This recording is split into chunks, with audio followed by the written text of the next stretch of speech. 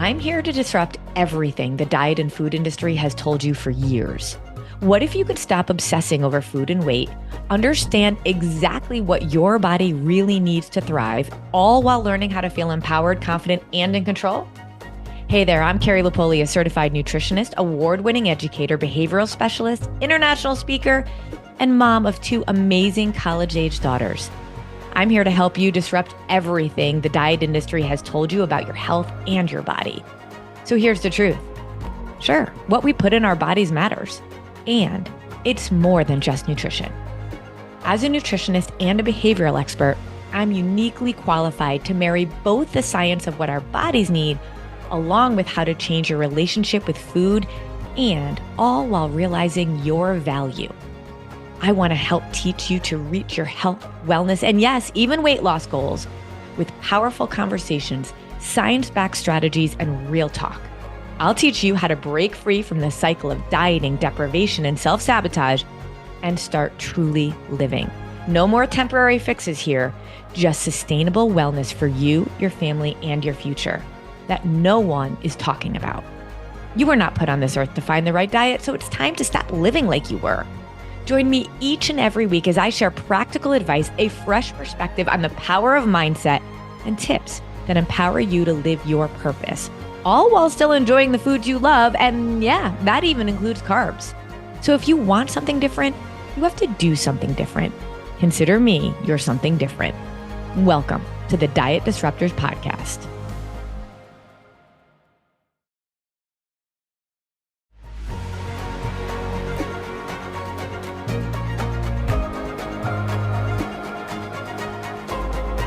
Well, hey there, and welcome to part 2 of a very special Diet Disruptors podcast.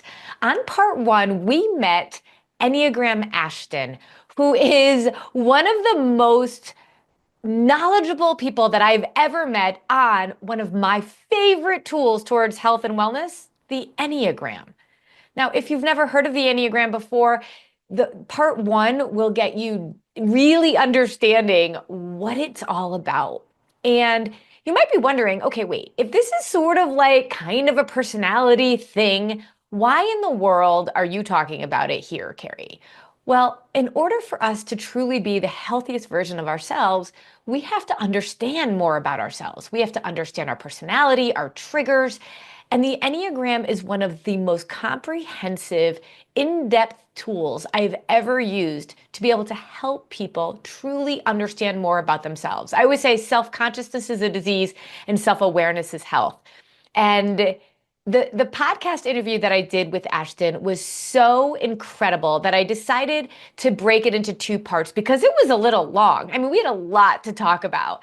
And I didn't want people to be like, all right, this is just way too long. I'm not going to listen to the whole thing. And so welcome to part 2. And at the end of this podcast, I share with you ways that you can dig in and learn more. And this truly is a journey of self-discovery that never ends. And so I hope that you continue on this journey of learning about the Enneagram and loving it as much as I have. So here's part 2. So the fives are, so stereotypically, they're going to be your most introverted of all of the types. They spend so much time in their head. Mm. And so that's why they're difficult to read because they don't really show you who they are. But their biggest desire is to have knowledge and to be seen as competent because of the knowledge that they have. And Mm. then their biggest fear is really a depletion of resources. So whether that be time, energy, physical resources, whatever that looks like, they fear, well, they also fear, of course, like not knowing something, but really just having their personal resources be depleted. And so that's where that introversion comes in because they want to hold on to their thoughts, their feelings, their, behaviors. They want to hold on to them so that they don't get depleted. And so then they just spend time in their head instead of doing the thing. Wow. Okay. That actually clarified a lot of things. I've studied the Enneagram a really long time, but then when you either meet or come across certain people, it makes you have to it's almost like I'll reread certain sections of different resources, whether it's your book or any other book out there, and think about that person in particular. And so as you were Right. talking, I was sort of channeling somebody I know that's a five, and so you just made it make sense. Mhm. And they love to do a lot of research. They love to, instead of, whereas the four will make decisions based on feelings, like fives really struggle to make decisions unless they know all of the information about that decision moving forward. Somebody who relies on their gut instinct, like you, which we'll talk about in a little bit, that probably is quite different for somebody Yeah. who needs all of the evidence. Okay, so that's interesting as we started talking about wings, right? Then, so if you have a five, that's a wing four, because we know that a five sits next to a four. How does that translate? Because you've got your feelings, but then you've got that analytical research base. Yeah. So the five at the four wing is going to be more like creative, Mm, right? They might, have more of that like artistic or creative background. They might be a little bit more in tune with their feelings and their emotions. They might not share them still, but they might know that they're there and that wow. they exist. It's so Um, hard. Yeah, and if they don't share them, it's really hard, right, to know from right. your point of view. hmm They Yeah. also, fives also really just feel like they don't have needs. And Mm, so it's different from twos, though, who are like, I can't share my needs with people. For fives, they just really feel like they're isolated enough that they don't have needs. And so therefore, they don't need to share oh. everything. Wow, yeah. And you can just see how knowing this about yourself and allows you to be aware so that you can continue to grow in the areas that are innately or naturally a bit more of a struggle. Like, and Mhm. so relationships for fives, Right. like having that high level of awareness helps, I think, to improve or have strong relationships with others. Would you agree? Yes, my brother-in-law's a five. Your And brother-in-law? yeah, my My brother-in-law. brother-in-law, my brother-in-law's a five too. That's funny. Oh, that's funny. Look at us.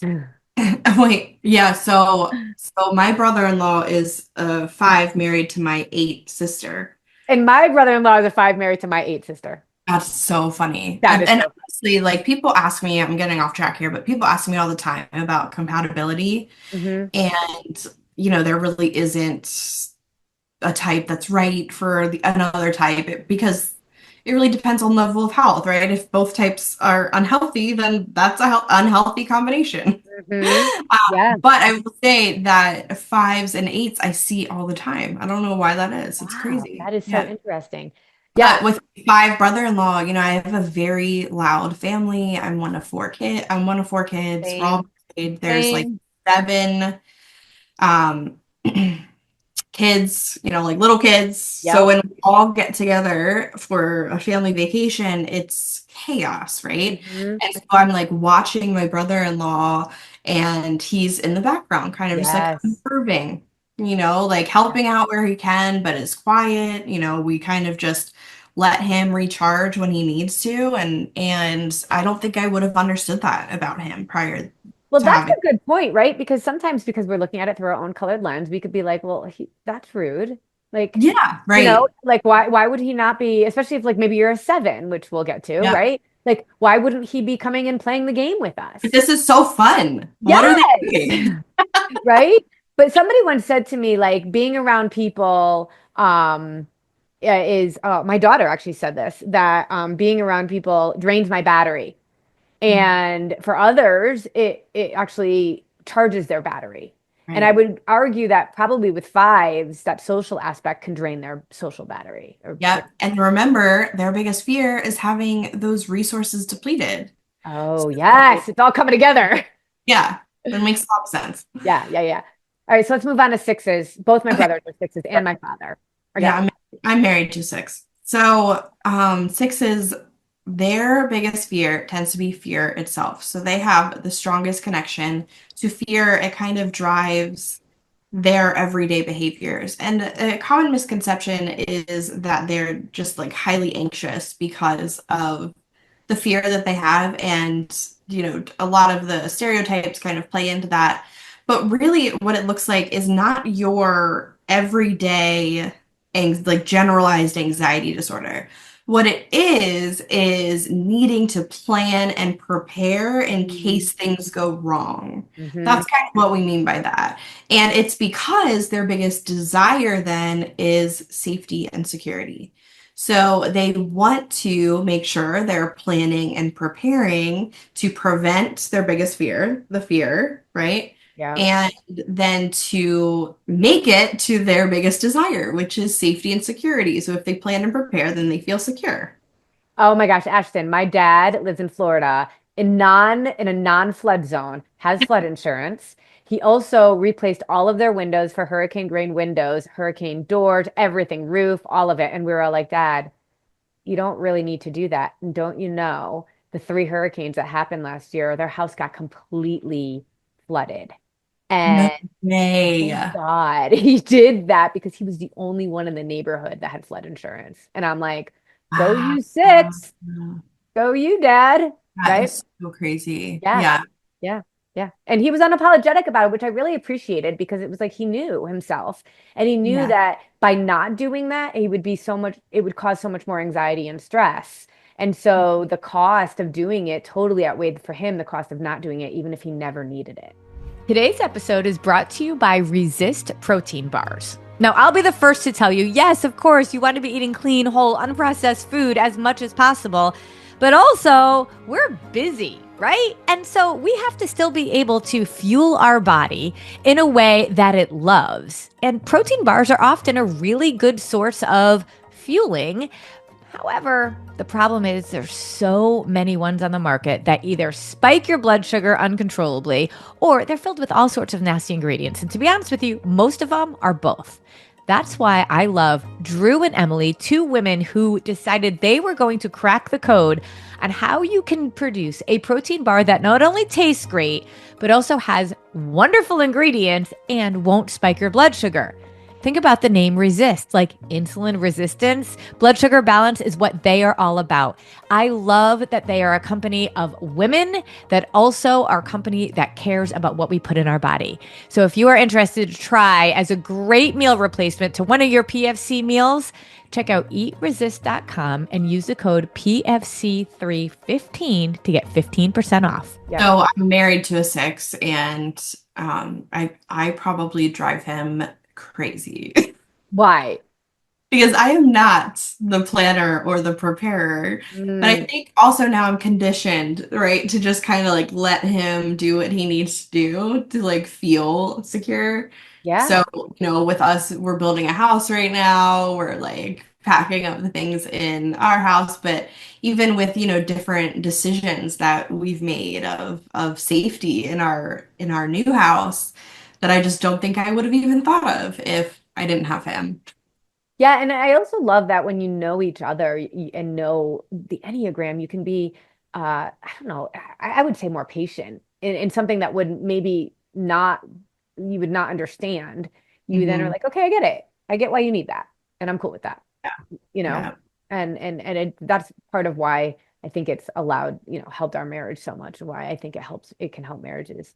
All right, seven. So I'm a wing seven. Yeah. So sevens are like fives are the most introverted, sevens are the most extroverted. Yes. And if you've ever seen Mark McDonald for more than 4.2 seconds, who's my partner in PFC3, he is as seven gets, which is really funny. Sevens are another I'm one always that like, you he is like that. Like, that is him. That is how he is yeah. all the time. Sevens are another one that you can kind of look at them and be like, oh, like I can tell that you're a seven. Hmm.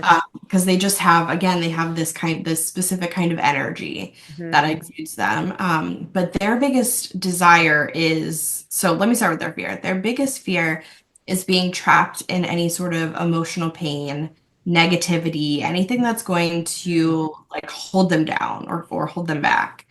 And then their biggest desire, they do want to have fun, but ultimately they're seeking contentment. And so you'll notice about the seven is that some of their stereotypical behaviors relate to seeking new adventures, new experiences, being the life of the party, just, and that tends to be because they're looking for whatever is going to help them feel content in what they're doing. I have read before. My mom is a seven, and we've gone through some addiction things, and she's come through on the other end, doing amazing. But I have read that sevens can have a higher propensity to possibly having addictions. Have you? Mhm. Is Yes. that true? Yep, it's because Oh, they are, well, for a couple reasons.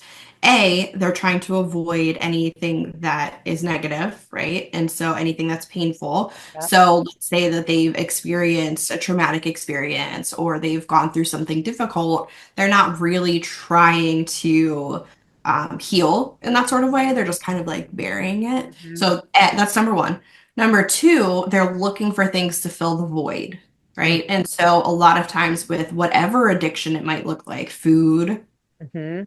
alcohol, substances, they're trying, that's typically used to fill a void, but they're unwilling to deal with the void because the void is bringing up negativity, right? And so then they rely on these other I things mean, think instead. about this in terms of health, right? So this is why, again, Carrie, just give me a meal plan, just tell me what to eat. I'm like, you'll never get anywhere. And that's why the dieting world has had us in such shambles for so long. Because not only are they telling us all the things that are not actually helping our body thrive, but we're not actually digging into the things that really matter. Mhm. Because at the end of the day, if let's say you're a seven and you're kind of looking for that next thing, you don't feel like satisfied just having maybe Yeah, the meal plan given to you, right? You're looking, right. and so there's that, could be that sense of self-sabotage when if you could be aware of that and recognize when that's coming and how to replace some of those behaviors, gosh, you could start to really be consistent and not feel like you can't stick with something, Yeah, You got to know yeah, yourself to know that.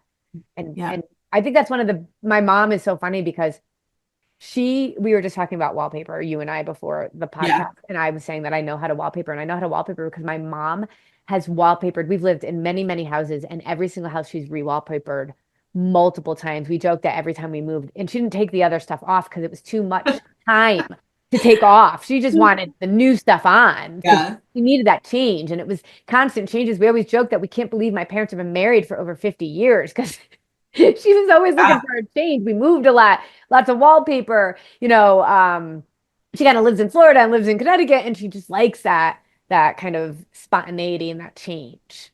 And Mhm. me as a seven wing, I never knew why I did some of the things I did, but like one day I decided I was moving to Mexico, and I picked up my kids and I moved to Mexico for a year, and they were like, "What? What are we doing, Mom?" And I'm like, "You're going to learn Spanish."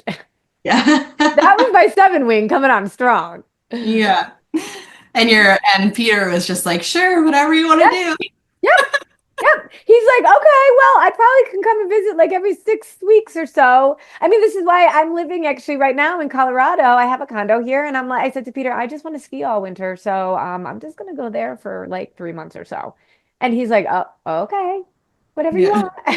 Beauty of Yes, the jobs that we do. I love it. I love it. When a seven is not in health, okay, when seven is like Yeah. struggling, right? Because we a healthy version and unhealthy version. What does that look like behavior wise? Yeah. So kind of what we were talking about with addiction, but also they get really critical Mm-hmm. of themselves, of other people, really judgmental. Hmm. Um, and yeah, really just hyper aware, I would say, of the fact that they're running away from negativity or pain, but doing nothing about it. Yeah, it's so interesting because there's like this joy and like that enthusiasm, right? But then when in the unhealthy version, it's almost like it almost feels like a quick pendulum shift, Yep, for you know? sure. Hmm. All right, moving on to, yours Eight. truly. Yes. Yeah. I always say like eights I have such a soft spot in my heart for eights because Oh, thanks. My husband says the same thing. really? Yeah. Have you ever watched what's that show with Jason Bateman? Ozarks. Did you ever watch Oh that? yeah, yeah, yeah. Okay, Mhm. so Ruth, Yes, the yeah, blonde yeah. curly. Peter Yes. loved her. And then it was like halfway through the season, I'm like, oh, I know why you love her. You love eights. Yeah, yeah. Funny. I think it too, like it's personal for me because my sister's an eight, and I truly, truly believe that my sister and my relationship is the relationship that has been impacted the most with the Enneagram. And it's just, the 2 and the 8 are so different at times. They can be Mhm. similar at times, but they're so different at times fundamentally Mhm. that it was really difficult for us to understand where each other were coming from, our lenses, right? Yeah. Especially growing up Yeah. as sisters do. But the 8, their biggest desire is to protect themselves and other people. Typically, Vulnerability is very hard for us. yeah, typically this looks like people, like their people, and then people that they feel like need to be protected. Mhm. So vulnerable populations or just people that they feel like can't protect themselves. So whatever that looks like, right? So for you as a mom, I imagine like you are highly protective of your baby cubs, right? Like Yeah. those are your people. I'm not Yeah. saying that other moms aren't. It's just like almost this like innate thing for you. Yeah. But also, I was a national educational consultant. I was a behavior specialist, a special ed teacher. So think about, and I worked only in inner city schools, right? Typically disenfranchised Yeah. schools. And I would get real passionate about that as like my mission to really support that population. And then now as a coach and nutritionist, like I sometimes like can't sleep thinking about some of the things I see like on the TikTok or the Instagram around other nutritionists or, health people that just are so innate in the diet culture and they don't even realize it. They think they're doing good, but they just keep spiraling this whirlwind of us counting calories and doing these things. And it's like I can't let it go sometimes because Yeah. I like Yeah. want to speak up for all us women that keep looking at that as truth and as in my value has to come in what they're saying and my size and that kind of thing. I also feel like it's probably challenging for you in general because there is such an uptick on TikTok and social media as a whole of a lot of weight loss jargon and weight loss solutions, I should say. In quote. Yeah. Quote solutions Yeah. and products Yeah. and all of that that you're trying to actively educate people on. Right. And as an 8, I bet you just want to burn it down. Burn it down. I want to burn it all down. It's so Burn it. funny. But speaking of which, as an 8 too, and we didn't get into this, but there's always like when you're unhealthy, it's kind of like how you function in stress. And Mhm. there's a part of me, and I've had to learn a lot about this. It's like why it's still shocking I've been married for 25 years or that I'm still doing this work after more than a decade, is because when I get to a point of like stress, like I want to be like, I'm done. I'm out. Like you're dead to me. Yeah. Right? Mhm. And that comes in with sort of that's when I know I'm in stress. Yeah. Yeah. That makes a lot of sense. Yeah. And I But think then that's the another piece of the fear. Enneagram, right? When you know when there's Yeah. certain things that you do when you're in stress and it's like, oh my gosh, I must be really stressed out right now. That's part of it, right? That's the self-awareness. Like people, always ask, well, like what now? And I'm like, now you learn, now you change, now you can understand when there are things that are stressing you out and you're going to that point of no return. Yeah. How do you pause and reflect and change your course of action? Yeah. I love that. I love that. But the biggest fear of the 8 is being seen as weak I was gonna say or being power wrong. or being controlled Yeah. or being vulnerable, all of those things. They struggle with vulnerability because they do see vulnerability as a sign of weakness and they don't want to appear as weak. And so they'll do what they can to prevent that from happening. Yeah. I have to listen to a lot of Brene Brown and I actually have to be in the right headspace because it's hard for me Yeah, I'm to sure. be willing to do that. There's a project management tool that if like people are in corporate, it's called Asana. A lot of people use it for managing projects. And my business coaches kept telling me for years and years, Carrie, you gotta get Asana, your team on Asana, because you guys are just like Google Docking yourself to death. Like you got to manage these projects better. But I realized when I was an educational consultant, we used Asana, and my boss would just put things on my Asana that I had to do, like fly to Cleveland. I'm like, I should have a choice over this. And I realized as I dug in, I don't like being controlled, being told Yeah. what to do. And I did not bring Asana into my team until literally last year because I hated that feeling so much. And Yeah. again, that awareness is really important in terms of like it felt very true to me, but So I funny had about that though is that there's probably people on your team who are like, just tell me what to do and when. yes, And they're totally okay with it. yes. And they're like, thank you for putting it on my Asana. Yeah. But you know, you can teach an old dog new tricks because now when people put stuff on my Asana, I've just decided to look at it through a different point of view in a different, Yeah. so Mhm. it's possible. And then we get to the nine. Yeah. So the nine is the peacemaker, My which mother-in-law is a nine. She could not again, figure it out for a long time though. nines typically have the hardest time figuring out their type, and it's tend Oh, to be because they can see themselves in all of the different types. okay. They can't really get to their like core motivations and be honest with themselves about why they do things. So just a fun fact for you. Yeah, well, that Tens makes sense. people It's are like coming to me and trying to figure out their type. I'm always like, I bet they're a nine. maybe a nine, maybe a nine. And that, what do we call a nine? Like, what is your name for Peacemaker. peacemaker? The Yeah. peacemaker. What's interesting is we've talked about the wings. And so with the eight and the nine being next to each other, we have the challenger and the peacemaker next to Mm-hmm. each other. Mm-hmm. And so people always ask me, like, do you see a lot of eights with a nine wing? Do you see a lot of nines with an eight wing? And I do. It just looks different than, and say, an eight with a seven wing, right? So an eight with a Sure. nine wing might have more of a quiet strength or a quiet approach to the motivations of the Yes. eight. Yes, yes, yes. My But my sales nine, manager is an eight wing nine, and we were both really good like in certain areas. And then she could just take it to another level yeah, of almost like kindness before I yeah. could. I don't want to say like eights with a seven wing aren't kind, I but it is know. like a different approach, you But I have know? to say all the time to my family, I'm not yelling. This is how I talk. So that was the biggest thing for my sister and me growing up is I just thought she was yelling at me all the time. Like I didn't have the words or the language to figure out why we communicated so differently. And then when I discovered the Enneagram, I was like, oh, she doesn't hate me. You know, as a two, I'm like, she hates me. She doesn't love me. It's like Hmm. she doesn't hate me. That's just how she communicates. And I've been making up stories in my head Hmm. about our relationship for so long. And the Enneagram has just completely changed that. I just hope you as a listener are really seeing how understanding this at a deep level and recognizing the different pieces just allows you to be so much healthier within yourself and Yeah. within other relationships. All right, so as we get deeper into Okay, sorry, the nine. I didn't do the yeah. nine. So the nine, their biggest desire is to maintain a peaceful environment for Mhm. themselves, people around them. I mean, they're called the peacemaker, right?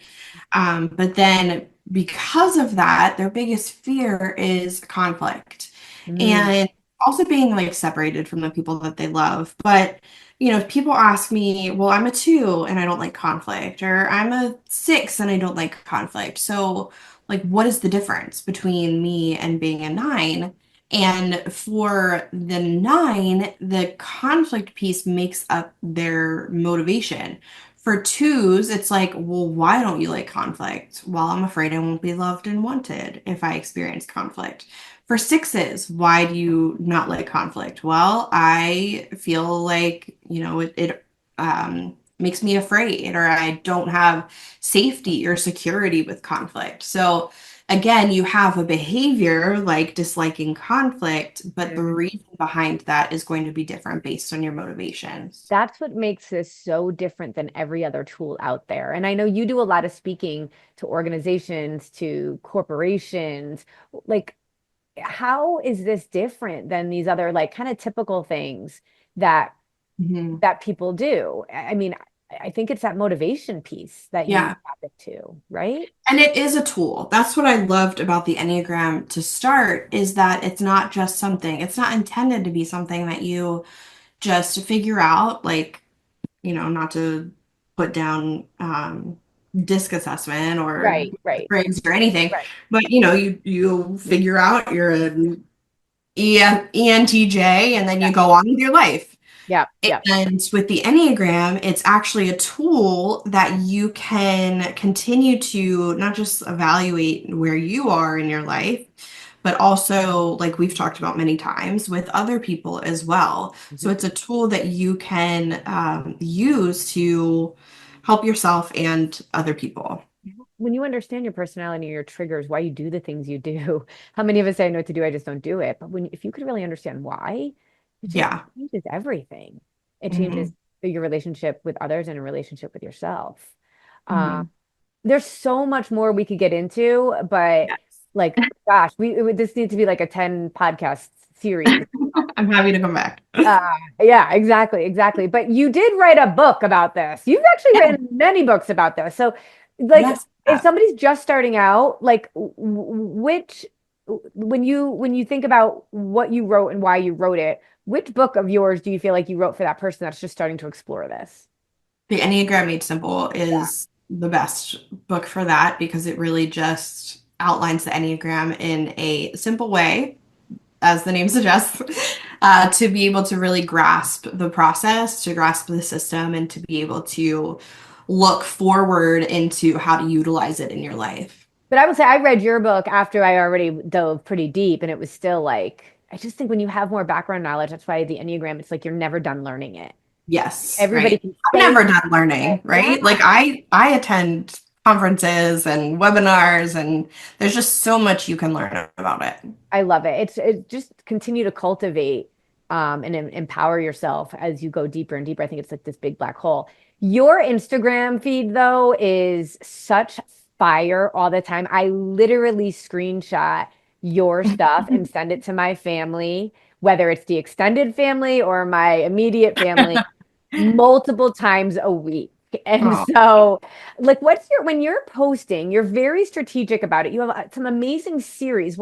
And I think it's because the Enneagram is so multi-layered. So, yeah. like, what are some of the perspectives, or like when you're doing your Instagram posts, you have different topics. Like, Hmm. how does that help people to be able to kind of dig into their number? Everybody has to follow Enneagram Ashton because you just are so much more affirmed in your number and understanding others. But how do you come up with those, and how does that all work? So, what's interesting about the human brain is that we love other people to try to understand us. Like, right? We want other people to understand us. And so when I'm creating content, I'm thinking, what do other people want others to know about them? Yes. Right? And so that's why a lot of times people will share things on their stories because they're like, oh, this is me, and I want other people to know that this Yes. is me. It So helps I them to think be about more that. understood. Yeah. And then also, I think, what do other people want to know about others, Mhm. right? So, you have that coworker who's an Enneagram 3, like you're looking like, oh, well, this is that person that makes a lot of sense of Yes. why they do that. So those are my thought processes that go on. But other than that, it's like you said, it is multi-layered. And so I've been doing this for over 6 years now, and I have not run out of content yet. So, there's just always something Like that what I every could be, content creator like dreams of. Like, how do I have unlimited content? Well, study the yeah, Enneagram. unlimited content because there's so many things that I could be, telling people about their type, other people's types, things like that. Yeah, I love that. I love it because and in every aspect of life. So you and I have worked together within health and wellness and nutrition. You do so much work in corporations and helping coworkers to be able to Mhm. understand themselves. Because gosh, you think about how much time we spend at work with other people and trying Right. to be most productive. Hmm. Understanding this would be essential. Yeah. Yeah, totally. And Yeah. that's where I've been doing a lot of work because there's high turnover rates, there's, Mhm.